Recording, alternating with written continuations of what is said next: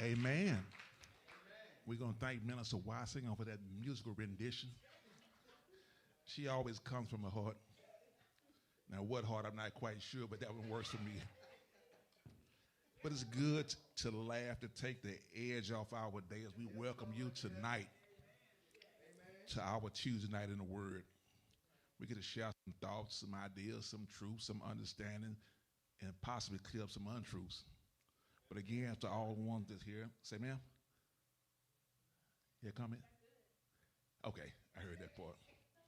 But again, we have a good time in the Word, coming to know God in a close and personal way and getting to understand what Jesus actually did for us. So we have a great appreciation and find out just where we stand in our faith, our beliefs, and most of all in our actions. So again, for those who are able to tune in, those who are here present tonight, we thank you. Those who are listening in or watching on our various formats, we thank you as well. So let us get started by introducing, okay, again, this is what group number what? Say it all together. The what group? Come on, class. The what? Even group. Okay, the even group is here doing our presentation, but everyone participates here tonight. So no one is greater than the other one. They gave a great lesson the last 2 weeks. So we commend that. And not like we competing against each other, but again, we have to continue that tradition of giving good information. But what we looking at tonight, it was called, what does it mean to be grounded in truth? Again, what does it mean to be grounded in truth? And we're looking at John 8, 31 and 32. Just those two verses, but it doesn't tell the whole story. To get that whole story, you got to start at the very beginning of John 8 and go all the way through. But looking at John 8, 31 and 32, and it reads, it says, Jesus said to the people who believed in him, you are truly my disciples if you remain faithful to my teachings, and if you will know the truth, and the truth will set you free. And that was the New Living Translation, but the King James said something a little different as the rest of the translation. But again, we know that you will know the truth, and the truth will set you free. But you look back to the beginning, it said, Jesus said to the people who believed in him. So my first question is, how big was that crowd? You could have a crowd of millions but one believer. For to the people who believed in him, I don't know what that crowd size was, but again, what was the number and how many actual believers was in there?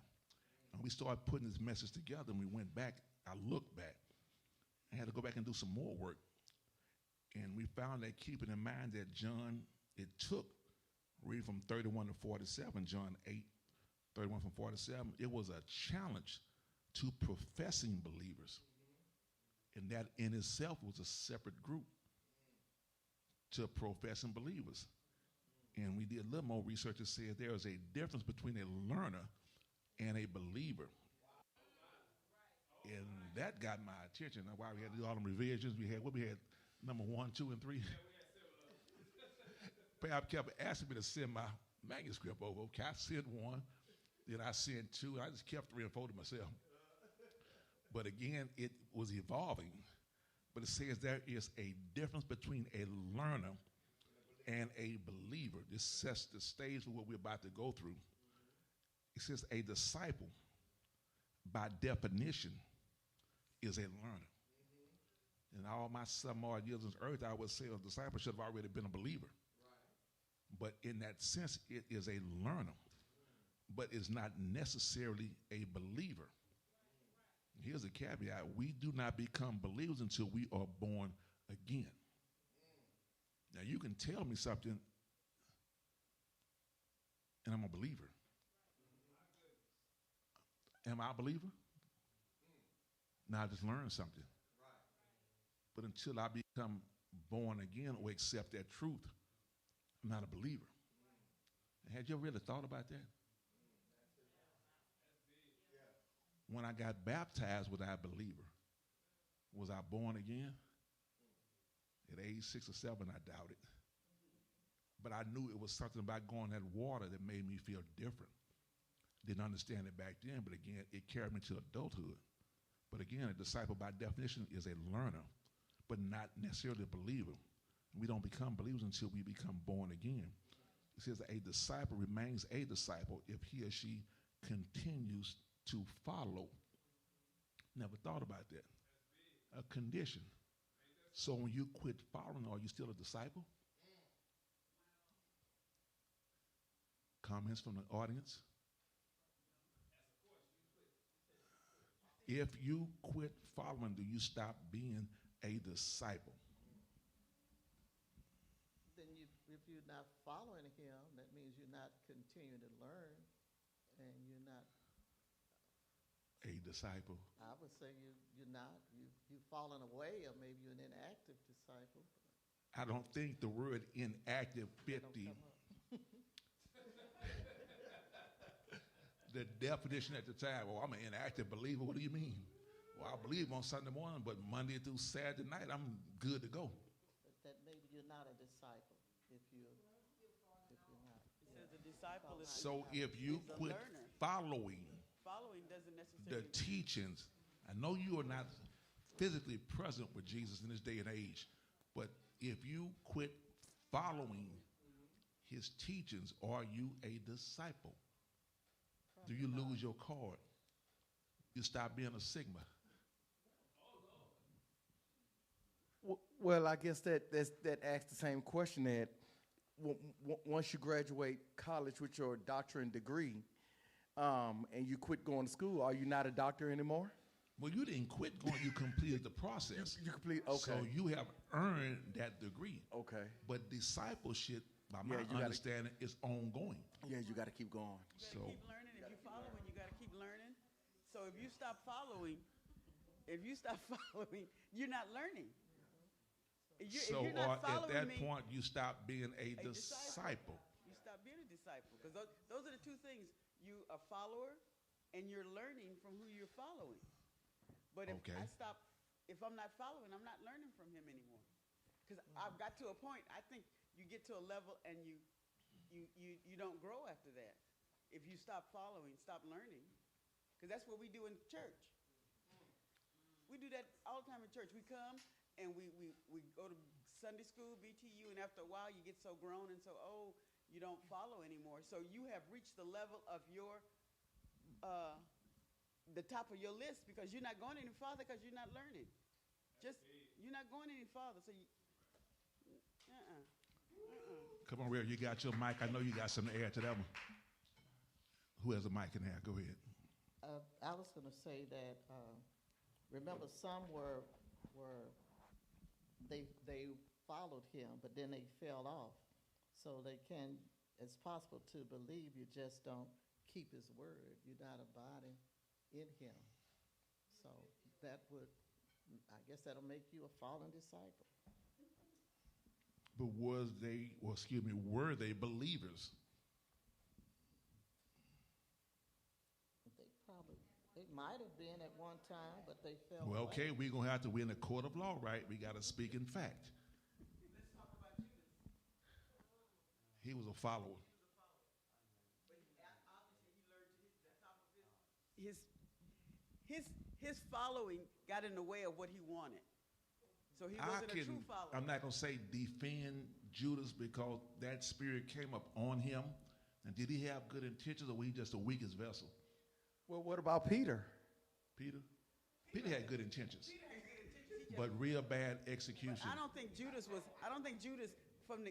in reading, I don't think Judas really had good intentions. But he knew which one would be affected, who couldn't stand. And that's on down in the message too. He wasn't, my definition, the weakest vessel. He was the one that can be swayed. But again, when that spirit left him, he realized where he was wrong. And he felt the guilt and the shame of what he had done. But he never got back. No, because he wasn't a true believer, so he took the fatal way out. But I'm not going to get that far for that. But you have to read, again, the entirety of that 8th chapter to get to understand. This was not a comfortable exchange. It was a really spiritual combat war. And they claim to be certain things and that, but how they birthright, we are the sons of Abraham. But again, you didn't listen to him. Go ahead. So since we are being grounded in the truth, let's make sure we get clarity. If you stop learning, what is the definition of a disciple? Use your mic, somebody. What is the definition of a disciple? A follower and learner of Jesus. Say that again. Being an example of Jesus. Yeah.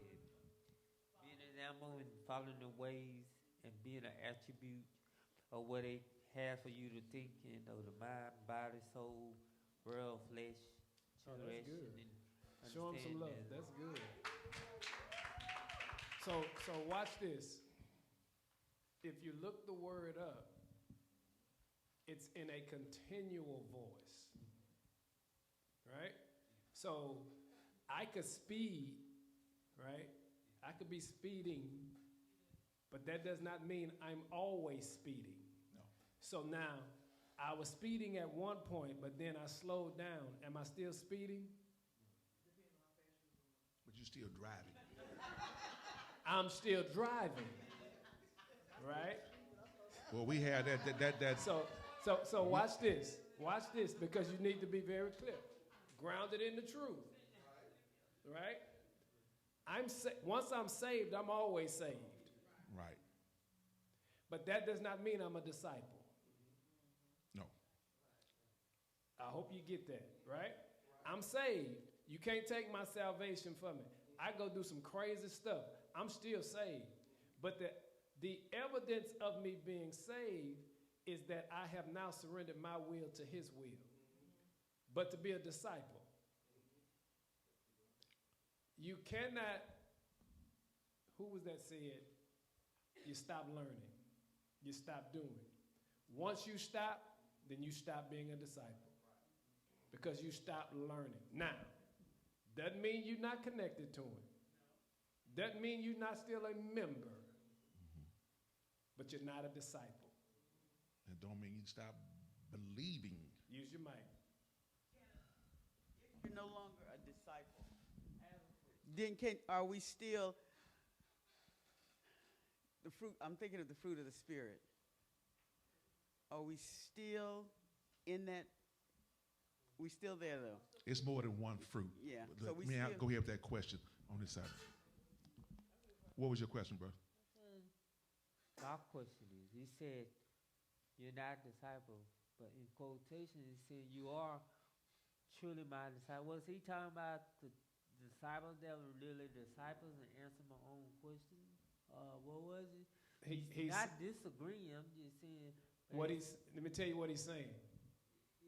He's saying the evidence that you are my disciple is that you are continually showing love one for another. The minute you stop loving me and stop showing me love, that does not mean you have to condone foolishness. True love tells the truth in love, right? So you don't have to stop loving me to correct me if I need correcting. So he's literally saying the evidence of you being connected to me is that you will constantly be loving one another, and the only way you can constantly love me, you got to keep learning of him. I hope you heard that. No way And around it. That's where a lot of relationships run into trouble, okay? Because you stop learning each other. You want to hold on to who you met 10 years ago. You're dealing with a new person today. And now this trouble starts because you're no longer learning. So you're not being discipled, meaning you're not discipling. But you are not the person I married. I hope not after 40 years. Something's going to change. Because we were both students at that point. We were learning each other. Some at a faster rate, some at a slower rate, some quit learning. But what it's speaking about is being grounded in truth, and the whole theme of the lesson was you have to be to get what I'm giving you. You have to be a disciple to know what the truth is. It's in following the lesson, you can find it's a continuing process. But it says, disciples who continue to abide in Jesus' word come to know the truth. You didn't come in knowing the truth, but if you continue to study and learn and walk with me, you are going to come to know the truth. So it says, well, what does it mean to be grounded in truth? It means abiding in Jesus' word. Comes from the Greek word for continue. It means to remain, dwell, or stay. It didn't mean come by, stick your head in and leave. That's how we treat our relationship. As long as it's going good, we're there. First road bump, we're gone. Call me when it gets better. And I watch these little skits they do on YouTube. One guy named Amara Usher, he based out of Florida. The girl he was dating didn't want to wait on him to achieve his dream, so she left him. When she came back, she saw that he had gotten something, so now she wants to come back in. He said, no, you quit believing in me. You left, so you don't get to come back and ride in my car to enjoy my success because you didn't stay with me. Imagine what Jesus said. Everybody that became disciples, how many stayed? When he got crucified, how many left? Use your mic. Said they scattered when he was crucified. They scattered. Well, the teacher gone, what we going to do? Now, I'm going to let you have that one because it's the truth. Yeah, the brothers found something else to do. Well, again, I'm not going to give them any credit for hiding. But the women remained faithful. That was an emotional attachment. That's further in lesson 2. But it says to be grounded in truth is to have or to live continually in Christ's teachings, not just hear them once. We often hear things that sound good. That's why they had little short reels. A lot of you post on those reels. You give me that 15, 20 seconds, we hot. On to the next one, we forgot the original message because somebody else is hotter than you. It has no sustainability. But you have to be continually in the word. So I heard a so. Go ahead. So how do we stay continually in the word or abide? What is the process? Because to say it is one thing, and then there are times when you think you are abiding in the word and you're really not. What we say, you're playing yourself. So is there a particular process? Is there processes? How do we assure ourselves that we are abiding in him? Because that's very important. Let me stack something on top of that before you answer. You going back to school, course catalog. You looking down the line, looking at what the requirements are, what the credits are, and who's the teacher, right? Which I already rate my teacher, you hit that thing? So if you say a teacher's hard, difficult, give too many tests, give pop quizzes, not that one. We move on to the easiest class to get. But what did you get out of that class? A grade. But what have you learned? Nothing. So again, you see Jesus come through. All this stuff is new to them. They say, wow, he's doing miracles. He's teaching things. He's going against tradition. He is leading us in a good direction. So he has my attention. But within a relationship, where's the commitment? Am I committed to doing the work, to coming to class every day, to getting my assignments in off time, to not drop in the class when I get my financial aid in? That's a sore spot too. Yeah.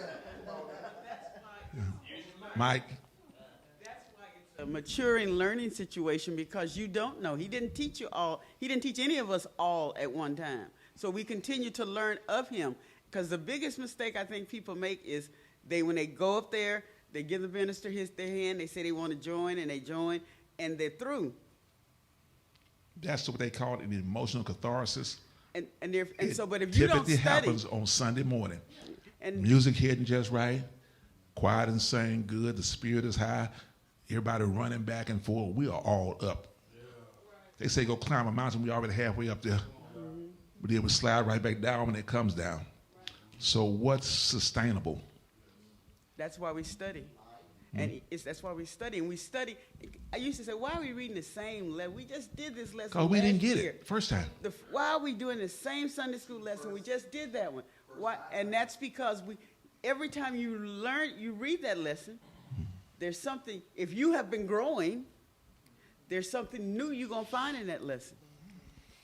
So it's why we have churches, because something's different over here. Oh, he teaching the word. Okay. How long do you stay there? 6 months. So did the word migrate from Willa to what's the other place? Fountain of Praise, then it got over to Windsor, then it went somewhere else. And we fall in the crowd because the crowd say yes. But those who choose to commit or remain faithful to what's being taught. It says, if you remain faithful to my teaching, then. If. Condition. Remaining faithful.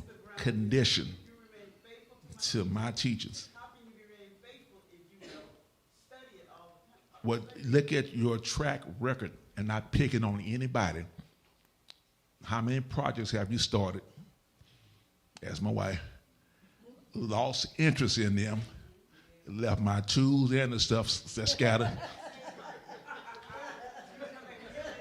And here she come walking by. Looking around. Toilet been broke for a month. You gonna fix it eventually. But the shame of the truth caused me to get up one Sunday night by 11:30 and go and finish the project because it was truth. But how you approach your life, have you started projects? Have you entered into commitments? Have you failed to complete those assignments? So wait. She said, Sister Watsinger said, if you what? Remain Faithful. faithful. Here is what we've got to be clear about. What is faithful? Because it's subjective to some people. You ever heard somebody swear that they were giving you what you were asking for, and you're looking at you're not giving it to me. That's not what I want. But they think they are giving you what you've been asking for. So now we've got to dig. See, this is being grounded in the truth. We can't just throw these words out and assume that everyone understands what that means. So what is it to be faithful? Now watch this when I say what is to be faithful. Am I faithful to the Lord when I show up at Bible study, but I don't tithe? No. But some people going to say they are because they showed up at Bible study or they taught a lesson or they participated in the service. But I'm not doing this over here, which I know I'm supposed to be doing. Am I being faithful? So am I abiding? What are your expectations? Do you go to God in prayer and say, Lord, give me half a blessing? I mean, being honest with yourself, we can lie to us all we want to. But when it's just you and him now, Lord, I cheated the assignment. Okay, you said be honest. Pause. Y'all know I'm not going to leave. I'm going to stay right here. Raise your hand if you know there is something you should be doing for the Lord that you're not doing. I'm not saying what that something is. Something. Just you ain't got to tell nobody what it is. Just if there's one thing you know you slacking in with your walk with the Lord. And you know it, but you're not doing it. Right? So now, let's get are we abiding? We've got to be clear. It's one thing for me to be attempting and I'm just struggling in it. I'm just quote unquote failing in it as I learn this precept. But for me to knowingly ignore it, am I abiding? And don't let me change your answers. I'm just throwing these out because that's it. Grounded in the truth. And the only way you're going to get the truth is to abide in him, to be faithful to the assignment. I can't say he haven't given me the truth because I'm not grounded in him. I'm not faithful to him, so he can't trust me with the truth. when I prove that I can be there for him and with him, then I get that truth. And once you get that truth, your life changes, believe it or not. And it's further in the lesson. We haven't gotten there yet, but it's a whole lot more. You look at the back, it says practical applications. I don't want to jump on it right away, but again, it explains a whole lot. Now turn to the page. We're going to touch on just one. So I do have a question before you jump over there. Go ahead. Again, I'm still up there at the top. You are truly my disciples if you remain faithful. Condition. Right. But the part I want to look at is to my teachings. So Condition. So are we not are we sugarcoating the teachings because it's not suitable to us? Well, you know, tell you the truth. We have to ask ourselves, have I cheated the assignment? Have I been faithful? Have I really committed myself to learning? Have I stayed in it? Mm-hmm. Have it became who I am? Mm-hmm. Like his answer is, sometimes it is, sometimes it's not. When it's convenient, we follow. Mm-hmm. So how do we know his teachings? We have to be in him to get that. I know. We hear the teachings, but again, we don't get the benefit of it because we don't remain faithful to him. We don't get the fullness of it. You get a package. Me and Baz hip here. We're going to open that box. We're going to try to put something together without reading instructions. Then you got 4 screws left over. Anybody heard of David Koresh? Yep. Anybody heard of Jim Jones? Yep. They were teaching too. And they were wrapping their teachings and their ideologies around the Word of God and around Jesus. And there's a whole gang of people who followed those teachings. They drank that Kool-Aid. Right? So it is imperative. I'm saying this. It is imperative that you understand. If you don't know his teachings for yourself, and this is why I constantly remind us, make sure that whatever I say, you see it in the book. If you don't see it in the Bible, then raise the question. And I love a few people who always have questions for me because they want to make sure they know for themselves. You cannot go to the devil saying, Pab said, because Pab word don't have that kind of weight. Use the mic. Mike, please. I was trying to remember where I heard that from. That was this morning's devotion, where you said God is more interested in character instead of charisma. And what I had written on my notes from the devotion was Jim Jones and David Koresh. I was there at Jim Jones. I passed the People's Temple every day when it was at its highest Until time. he moved them to where? Until he moved them to Guyana. To French Guyana. But it left. It was not a church, a Bible teaching church. It was a Jim Jones church. But he became the God. How that happened. If you look at those videos from the 70s in there, you didn't see no one had a book. He walked around. You go fast forward 15, 20 years to David Koresh and the Branch Davidians. He was the only one that you ever saw with a Bible. So he isolated them. He was a charismatic leader, both of them. He indoctrinated them with his teachings. You see these guys printing their own Bibles now. We have I'm not going to call names. Well, again, they print their own Bibles. And so those follow him become his disciples. Now, he just took you from God, most important from what Jesus taught you, and wants you to trust in what he says. I got my so-and-so Bible with me. Well, there's a trash can over there. Drop deposit it. So now, what do we say about the Catholics then? What I haven't already said? Because they don't have Bibles either. Right. You're not taught to question, to ask, to study. You're taught to what? You follow rituals. If you ever been to a Catholic funeral, not to pick on any prior Catholics, up, down, up, down, up, down. But they do it with such commitment. They were indoctrinated as children. So you never get the truth because you never asked for it. And those are hard converts to make. And this is what I'm going back to. I'm not saying, and let me be clear, because I'm not in that parish, so I can't tell you what they're teaching in there, right, on a daily basis. So I'm not saying they're not teaching the word of God. But how do you know if you can't read it yourself? We're free right now to come and go, to think, to read, to explore, to leave, to stay. We're free. Those people, not Jim Jones, chose to leave that LA area and do what? Travel to South America and become isolated from family. So no truth is getting in there. Same thing with David Koresh. He was so charismatic in the leadership that they followed him. I can give you another one. Go ahead. Carlton Pearson.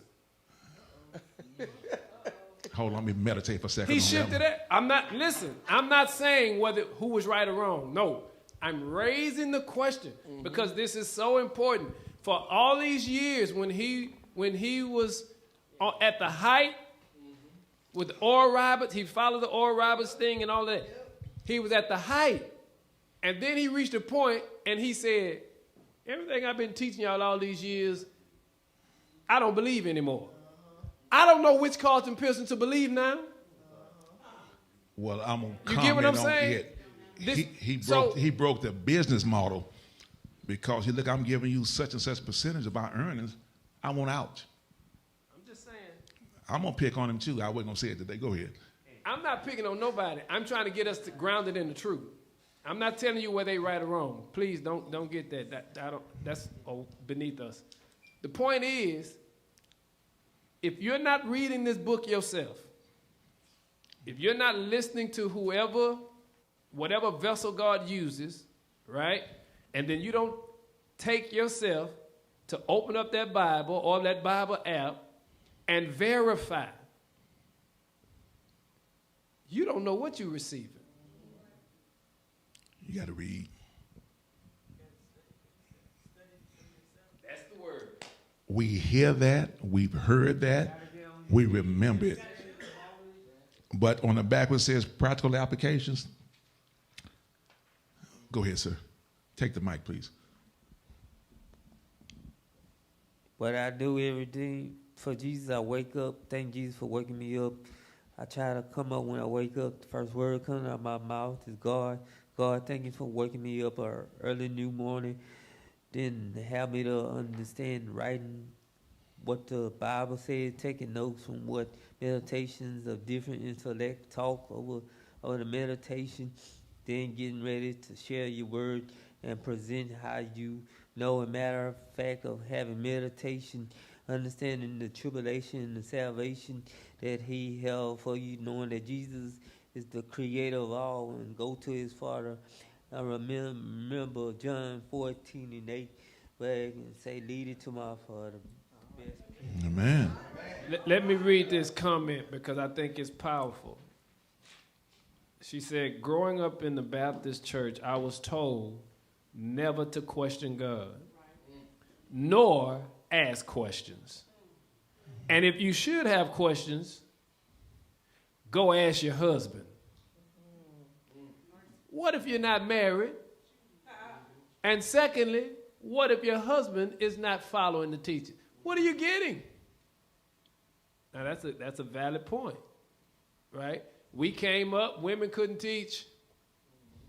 They couldn't give leadership, all that kind of stuff. Again, that whole chapter of John. Now, that Jesus at that point was a messenger, speaking a message they didn't want to hear. They had stones in their hand waiting to go ahead and take him out. It was a point where keep on talking. You're a demon by what you say. Keep talking. They ready to hit him. So it shows how heated that was. So it was not a church gathering. He gave them a message they didn't want to hear.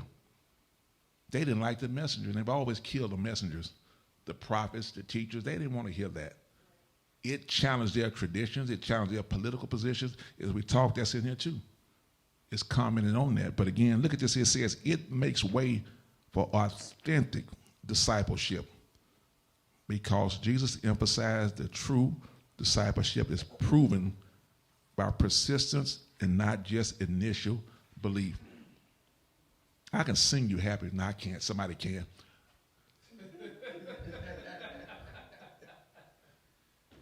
I'm not in danger of out preaching anybody, but I can have a message. But somebody can make you happy, but does it last? What was the sermon topic Sunday? Anybody? Don't hold your hands up. Don't lose your head. Don't lose your head. But only a few actually can remember that. We got so much information coming at us.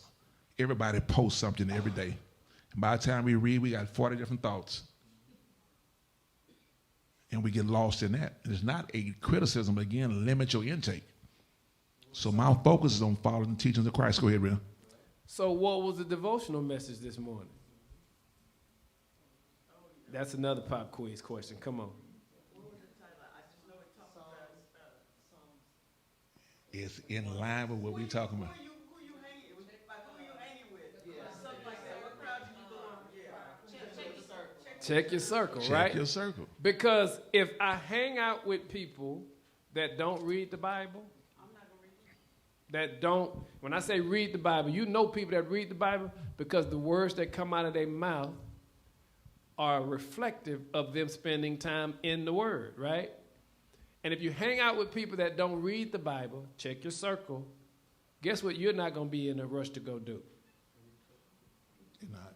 Because you're hanging out, you know. You talking about getting caught up in emotion. I remember back in the late 80s, Jesse Jackson came by Mount Hebron.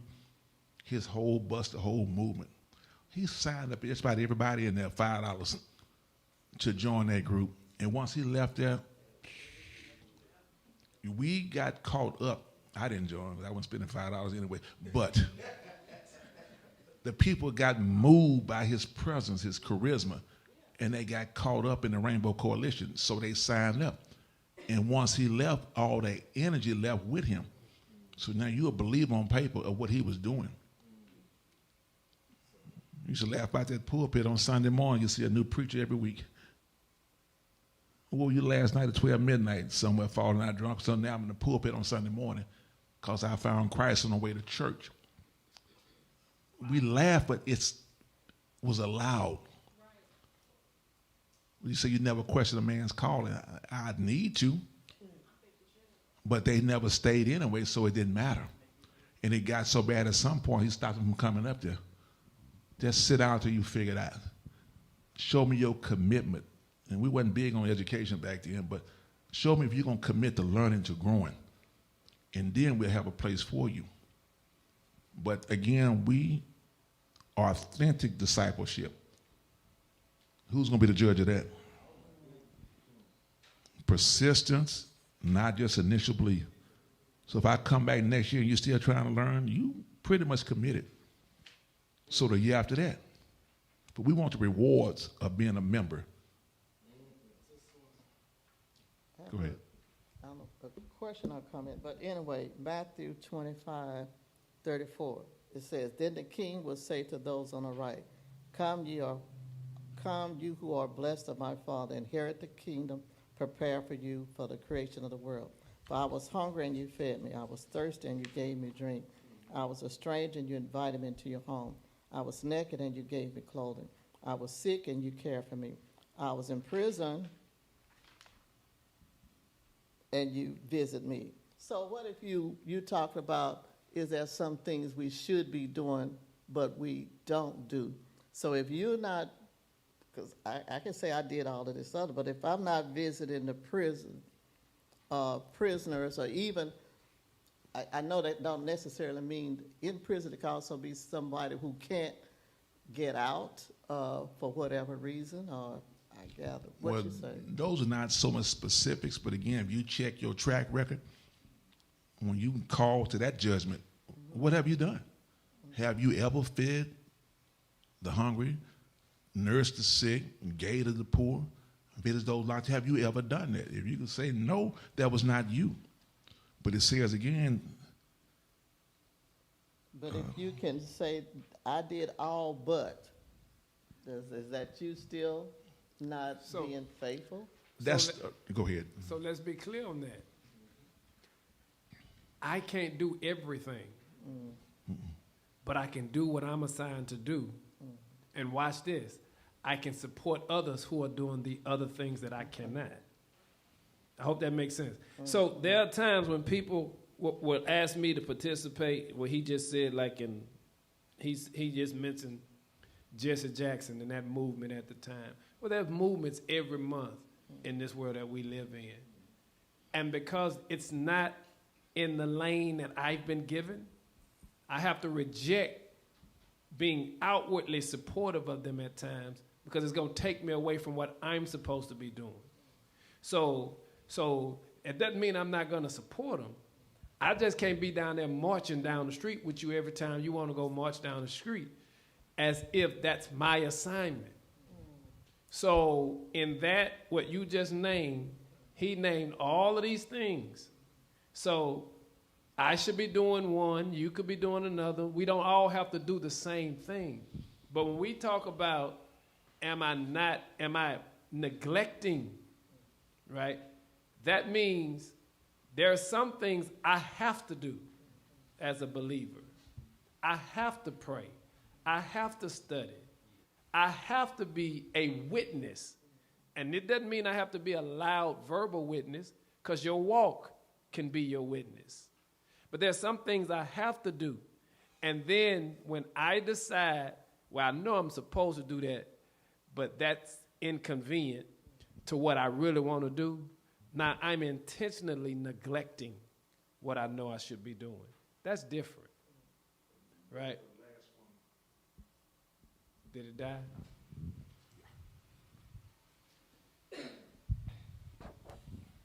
Look at the last one on the back of that page, the very last one, which says we become authentic witnesses, and that the truth that we live, we make, well, our life, excuse me, the truth that we live in our lives makes our lives a testimony to others to see Jesus' freedom at work in us. And is that in the truth that we live makes our lives a testimony. Not what you intend on doing, what you've been doing. You ask me, do I get up every morning and go do something? Yeah, that's my truth. Do I get to work on time? Yeah, that's my truth. Do I complete my work? Yes, that's my truth. So what you do becomes a living testimony. So put that in line with your faith, your discipleship, your following. Are you faithful in your service, in your giving, in your commitment? If you're not already doing it, then the answer is no. It gives you something to work toward. It's not an indictment against you, but again, something to work towards. So I see, Lord, where I'm coming up short. I'm not always faithful. I'm not always committed. I don't always give. So those are things we need to work on. But I'm continuing because I didn't quit to be discipled in what I'm doing. So teach me what's the right way to give. Don't just give me a number. I'm going to do this 10%. I'll satisfy the criteria. No, he wants you to have a heart for giving. Ooh. That 10 was just an example. The actual tithe, what, 20, something, 28, 20? Yeah. It was more than that. But again, That's he big. wants you to have a heart for giving, not being forced to give. Well, you give according to how you've been blessed. If I've had a big or small blessing, I'm still going to continue to give. I give out of consistency right now, whether I have it or not, so we can plan and move forward on doing things here. I could have an up week or a down week, but I try to be consistent in what I do.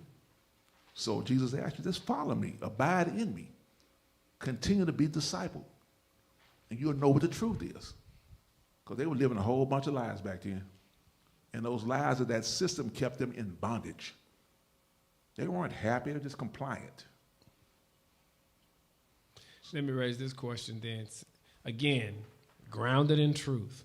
Because somebody approached me a couple of weeks back, and this was the question they had. I don't tithe to a church. I give mine to people on the street, people I see in need. Is that considered tithing? No, that's giving. Use your mic. I say it's a goodwill offering.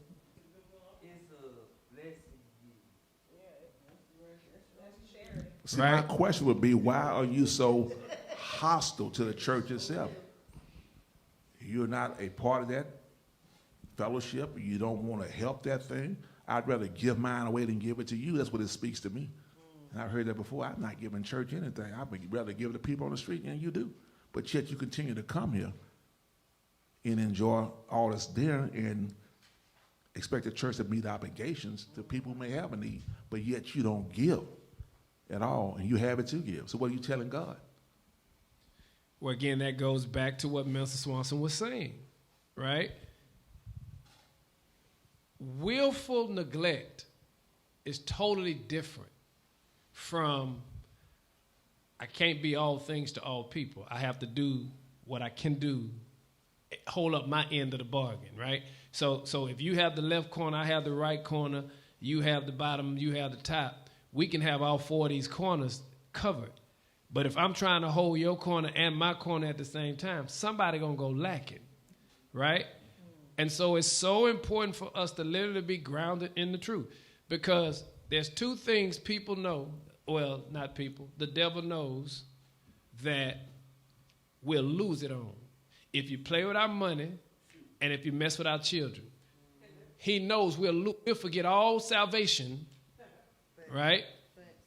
And go right back to flesh.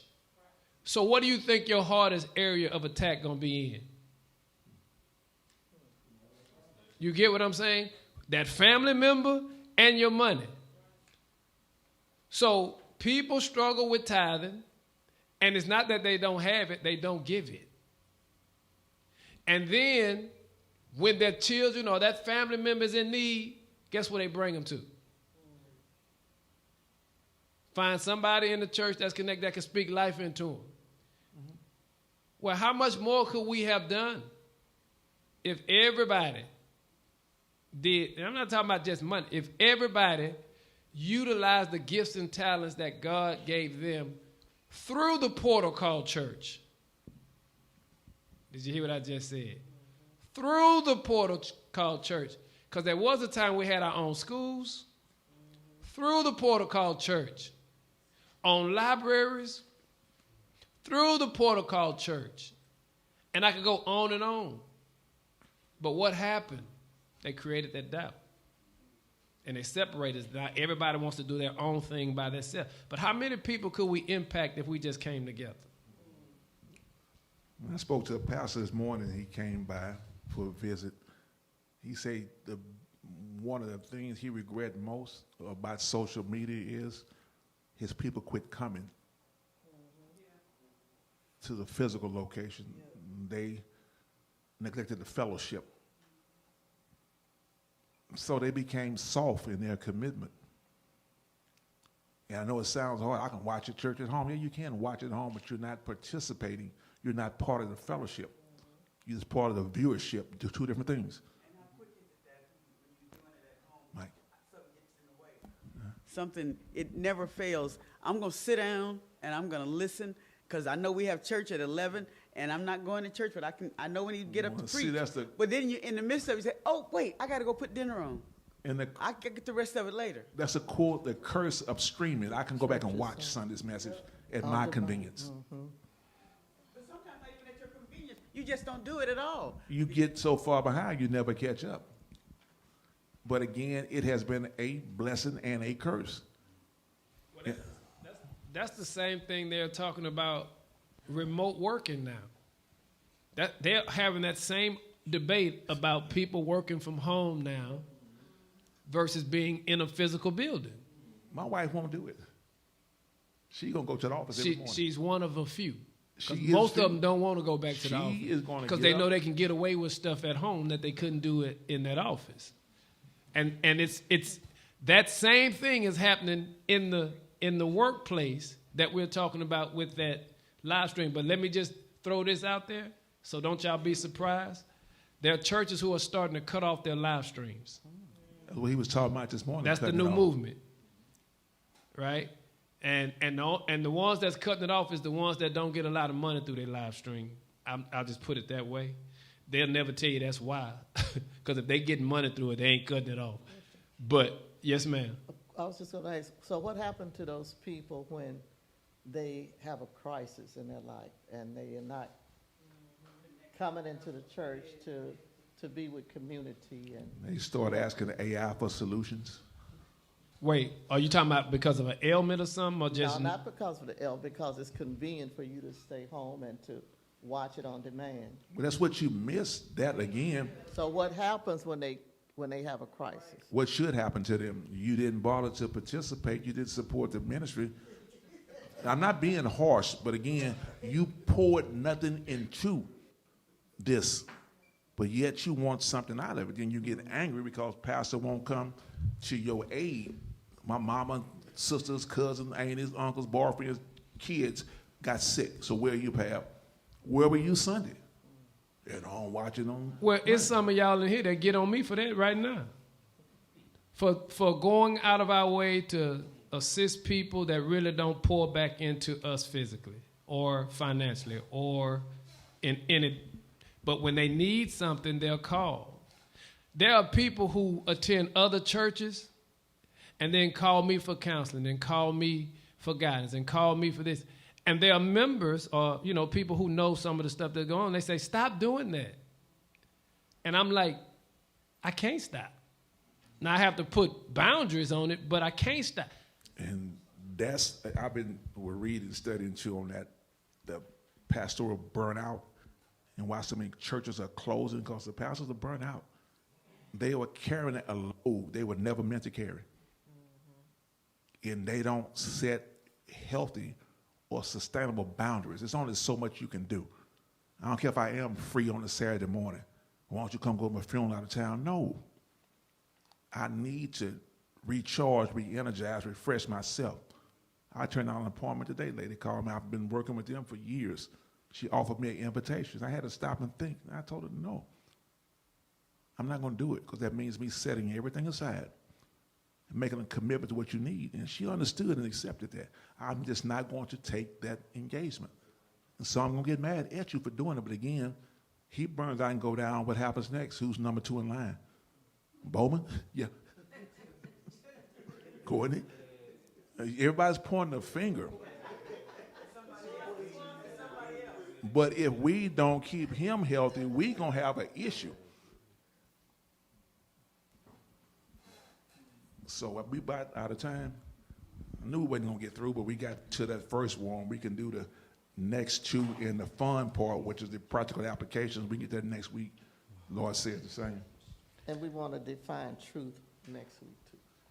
I'm going to let you define. You want to define it right now? I say that truth is God himself, embodied in Jesus Christ, revealed through his word and lived out by believers. God is the ultimate origin and standard of all truth. So do we accept that? Can we find that in the Bible? I'm not saying we can't, but can we? We probably can. I know it. That's why I'm throwing it out. We'll find Hold on. Sister Loretta Watson, her note. Loretta, she says in verse 32, Jesus himself is the truth that sets us free, and he is the source of the truth. He shows us clearly the way to eternal life with God. Jesus does not give us freedom to do what we want, but freedom to follow God. And if you are a disciple, this is so huge, then you abide in his word, then you will know the truth. Now, Sister Watson put that down there. That's our nugget to close out on. Amen. Jesus himself is the truth that answers that question, that sets us free, and he is the source of the truth. He shows us clearly the way to eternal life with God, not without him. Jesus does not give us freedom to do what we want, but freedom to follow God. Clarity. So if you are a disciple and you abide in his word, then you will know the truth. Condition, if, and the reward is what? Truth. Any questions before we close? I like your closing comments. Come on, let's show some love. That's good.